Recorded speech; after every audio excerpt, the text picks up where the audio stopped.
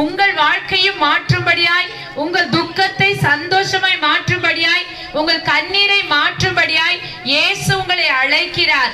நீங்கள் இப்படியே வாழ வேண்டும் என்பது உண்மையான தெய்வம். வானத்தையும் பூமியையும் சமுத்திரத்தையும் நீரூற்றுக்களையும் உண்டாக்கின தேவன் விரும்பவில்லை.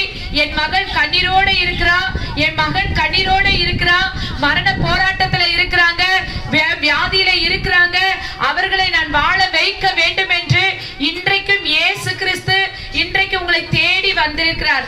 ஒருவேளை என் வாழ்க்கையில இந்த இயேசு வேணும் என்று நீங்கள் கேட்பீர்கள் என்றால், உங்கள் உள்ளத்துல என் வாழ்க்கை மாறணும், என் கணவருடைய காரியங்கள் மாறணும், என் பிள்ளைகளுடைய வாழ்க்கை மாறணும் அப்படியே நீங்கள் தோணும் என்றால், உங்கள் இருதயத்துல இந்த நாளில இயேசுவே என் குடும்பத்தை மாற்றும், என் பிள்ளைகளை ஆசீர்வதியும் என்று சொல்லி நீங்கள் கூப்பிடுவீர்கள் என்றால், இந்த இயேசு இதோ அந்த சகோதரியுடைய அந்த பிள்ளைகளுடைய குடும்பத்தை கர்த்தராக இயேசு இன்றைக்கு வாழ வைத்திருக்கிறார். பாருங்க, ஜோசியத்தின் பிரகாரமாய் அன்றைக்கே அவர் உயிரோடு இருக்க முடியாது, எப்படி இவர் உயிரோடு இருக்கிறார் என்ற கேள்வி. இன்றைக்கு பார்த்தீங்கன்னா 9 வருஷத்துக்கு மேலேயும் ஆண்டவராக இயேசு அவருக்கு ஜீவனை கொடுத்து இன்றைக்கும் அவரை உயிரோடு சாட்சியாய் ஆண்டவராக இயேசு வைத்திருக்கிறார். என் அன்பு சகோதரியே, உன் வாழ்க்கையில எது எல்லாம் முடிஞ்சு போயிடுச்சு, இப்படிதான் எல்லாம் நடக்க போகுதுன்னு நீ தலைவிதியில வாழ வேண்டாம். இயேசு உன்னை அழைக்கிறார்,